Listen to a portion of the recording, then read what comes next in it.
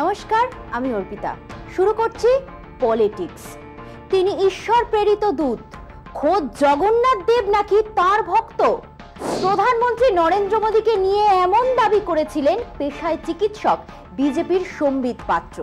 কিন্তু মোদী যখন দাবি করেন মাতৃগর্ভে থেকে তিনি ভূমিষ্ঠই হননি, তাকে ঈশ্বর পাঠিয়েছেন এই ধরা আধামে, তখন বিস্মিত হওয়া ছাড়া আর কি বা করার থাকে।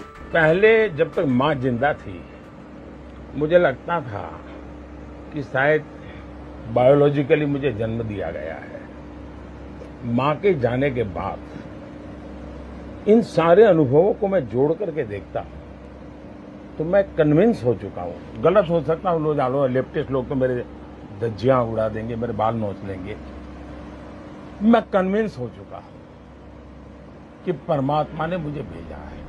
আপাতভাবে তাকে আর পাঁচজনের সঙ্গে অভিন্ন মনে হলেও নরেন্দ্র দামোদর দাস মোদীর আত্ম উপলব্ধি কিন্তু অন্য কথা বলে। এই ভরা ভোটের মরশুমে অবলীলায় দাবি করতে পারেন তিনি ঈশ্বর প্রেরিত দূত। এই উপলব্ধিতে পৌঁছতে তাকে ৭২ বছর অপেক্ষা করতে হয়েছে।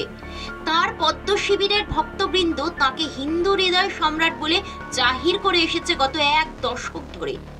এবার তৃতীয় দফায় প্রধানমন্ত্রীর কুর্সিতে বসতে চান তিনি। উল্টো দিকে বিজেপিও দলের ভরসায় নয়, মোদীকেই মুখ করে ভোট উত্তরতে উঠে পড়ে লেগেছে।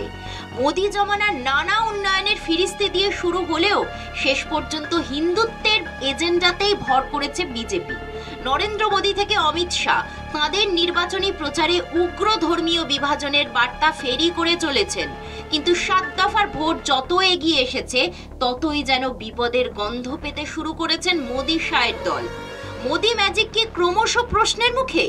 সংশয় পদ্ম শিবিরে অবশেষে নিজেকে ঈশ্বরের প্রতিনিধি বলে বর্ণনা করেছেন মোদী।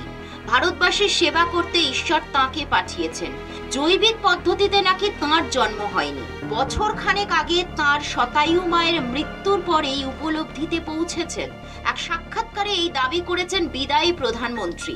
ईश्वर ने मुझसे कुछ काम लेना है, इसलिए मुझे विधा भी दी है, इसलिए मुझे सामर्थ्य भी दिया है, इसलिए मुझे नेक दिली भी दी है और प्रेरणा भी वही दे रहा है, पुरुषार्थ करने का सामर्थ्य भी दे रहा है। और मैं कुछ नहीं हूं, एक इंस्ट्रूमेंट जो ईश्वर ने मेरे रूप में मुझसे लेना तय किया है। और इसलिए मैं जब भी कुछ करता हूं तो मैं मानता हूं शायद ईश्वर मुझसे करवाना चाहता है। क्या परिणाम होगा चिंता छोड़ो, मैं सिर्फ ईश्वर को समर्पित हूं।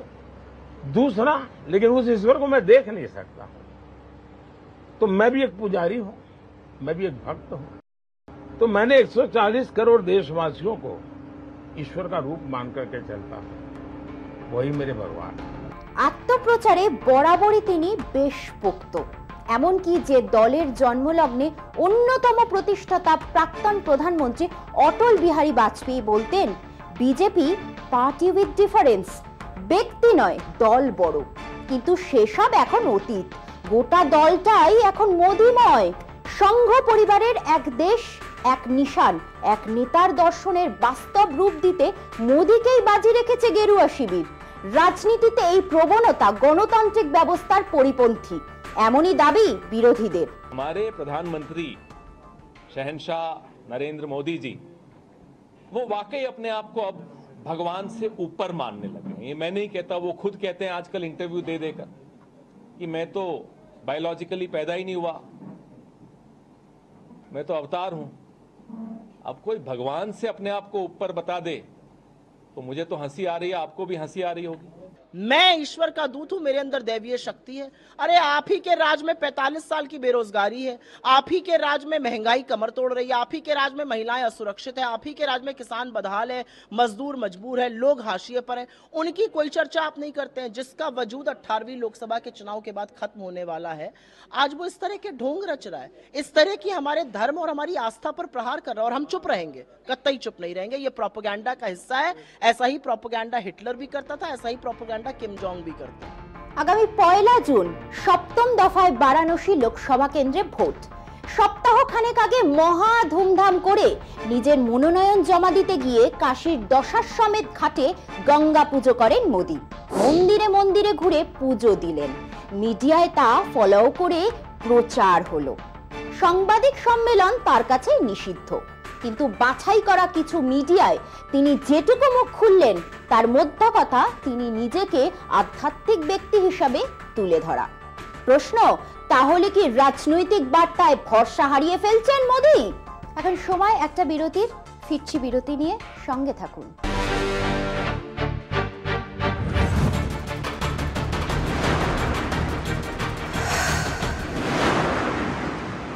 বাংলায় শেষ 2 দফার ভোটের আগে দিল্লি এবং বাংলা দখল নিয়ে তৃণমূল বিজেপির তরজা তুঙ্গে উঠল।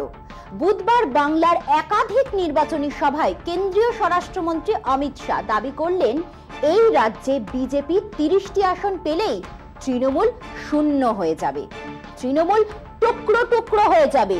পাল্টা হুমকি দিয়েছেন মমতাও। তিনি বললেন, বাংলা দখল অত সহজ নয়, বরং দিল্লি দখল করব আমরা। প্রশ্ন উঠেছে, তৃণমূলকে চাপে রাখার জন্যই কি সারা বারবার বাংলায় 30-এর ধুয়ো তুলছেন? 7 দফার ভোট পর্বের একেবারে শুরুতে অমিত শাহ এই রাজ্যে এসে বাংলায় বিজেপির আসন 35-এ বেঁধে দিয়েছিলেন। পরে অবশ্য সেই সংখ্যা নেমে আসে 30-এ। প্রথম দিকে রাজ্য বিজেপির নেতারাও দাবি করেছিলেন 35 পেতেই হবে। যদি পরবর্তীকালে তারা সেই দাবি থেকে সরে আসেন, এখানেই শেষ নয়। প্রধানমন্ত্রী নরেন্দ্র মোদী, অমিত শাহেরা দেশে বিজেপির 400 পারের গল্প শুনিয়েছিলেন। প্রতিটি সভায় মোদী শাহেরা প্রাথমিকভাবে বলতেন, আব কি বার 400 পার। তার দেখা দেখি শুভেন্দু অধিকারী, সুকান্ত মজুমদাররাও বলতে শুরু করেছিলেন, আব কি বার 400 পার। কিন্তু যত দিন যেতে লাগলো, সেই 400 পারের গপ্প থিতিয়ে যেতে থাকলো। 5ম দফার ভোটের দিনই রাজ্যে প্রচারে এসে মোদী দাবি করেছিলেন, ইন্ডিয়া জোটের পরাজয় হয়েই গিয়েছে। বুধবার 6ষ্ঠ দফার প্রচারে এসে বাংলায় শাহের দাবি, 5 দফাতেই মোদীজি 310 আসন পেয়ে গিয়েছেন। মমতা দিদির ইন্ডিয়া জোটের মুখ শুকিয়ে গিয়েছে, বাংলায় আমরা 30 আসন পেলেই তৃণমূল টুকরো টুকরো হয়ে যাবে, মমতা দিদির বিদায় ঘটবে। अरे जोर से बोलो, 5 चरण का परिणाम जानना है क्या? तो 5 चरण का परिणाम जान लो, मोदी जी 310 सीट पार कर गए हैं। और ये ममता दीदी का इंडी अलायंस, उनका सुपड़ा साफ हो गया है, साफ हो गया। और बंगाल वालों, मेरी बात याद रखना, इस बार बंगाल में भी 30 सीटें नरेंद्र मोदी की झोली में जाने वाली है। बंगाल में 30 सीटें आते ही आप समझकर रखना, ये तृणमूल कांग्रेस खंड खंड हो जाएगी और ममता दीदी की सरकार विदाई हो जाएगी, विदाई। পাল্টা দিতে অবশ্য দেরি করেননি বাংলার মুখ্যমন্ত্রী মমতা বন্দ্যোপাধ্যায়। দমদম কেন্দ্রের একাধিক সভায় তিনি বলেন, বাংলা দখল করা অত সহজ নয়, বাংলা দখল তোদের স্বপ্ন থেকেই যাবে, বরং দিল্লি দখল করব আমরা। বলছে এখানে হারিয়ে তৃণমূলকে আমরা বাংলাটাও দখল নেব। আমি বলেছি কোনো দিন পারবি না বাংলা দখল নিতে, আর দিল্লিটা এবার আমরা দখল নেব। রাজ্যের বিরোধী দলনেতা শুভেন্দু অধিকারী থেকে শুরু করে বিজেপির রাজ্য সভাপতি সুকান্ত মজুমদাররা বহুদিন ধরে রাজ্যে 355 কিংবা 356 ধারা প্রয়োগের দাবি জানিয়ে আসছেন। বস্তুত 2021 সালে বিধানসভা ভোটের পর থেকেই বিজেপির রাজ্য নেতারা এই দাবিতেই সরব হন, কিন্তু সেই সব সুপারিশকে কেন্দ্রীয় সরকার গুরুত্ব দেয়নি। কেন্দ্রীয় স্বরাষ্ট্রমন্ত্রীকে বরং বলতে শোনা গিয়েছে, বিজেপি কোনো নির্বাচিত সরকার ভেঙে দেওয়ার পক্ষপাতী নয়। বিধানসভা ভোটের পরপরই রাজ্য বিজেপির কর্তাদের বৈঠকে অমিত শাহ পরিষ্কার জানিয়ে দিয়েছিলেন, জোর করে কোনো রাজ্য সরকারকে ভেঙে দেওয়া সরকারের নীতি নয়। শাহের নিদান, বাংলায় বিজেপি 30টা আসন পেলেই তৃণমূল টুকরো টুকরো হয়ে যাবে। কিসের ভিত্তিতে তিনি একথা বললেন? তার কোনো ব্যাখ্যা অবশ্য মেলেনি। কবে 7 মণ ঘি পুড়বে আর রাধা নাচবে, তার জন্য আমাদের অপেক্ষা করতে হবে 4 জুন পর্যন্ত। ততদিন পর্যন্ত এই দাবি পাল্টা দাবির লড়াই চলবে।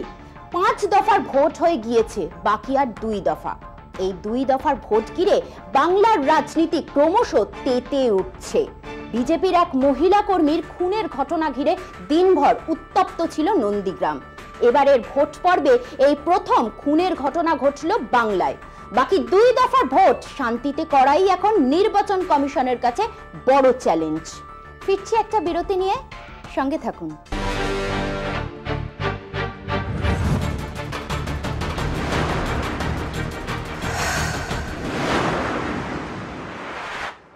ইন্ডিয়া আতঙ্ক কি তাড়া করে বেড়াচ্ছে প্রধানমন্ত্রী নরেন্দ্র মোদীকে? বিরোধীদের তোলা বেকারত্ব বা দ্রব্যমূল্য বৃদ্ধির প্রশ্নের জবাব নেই। একদিকে মেরুকরণ আর অন্যদিকে দুর্নীতির অস্ত্রে শান দিয়ে ইন্ডিয়াকে বিদ্ধে তৎপর মোদী। क्योंकि कांग्रेस यानी टोटल करप्शन, कांग्रेस यानी हजारों करोड़ रुपए के घोटाले, कांग्रेस यानी 85% कमीशन,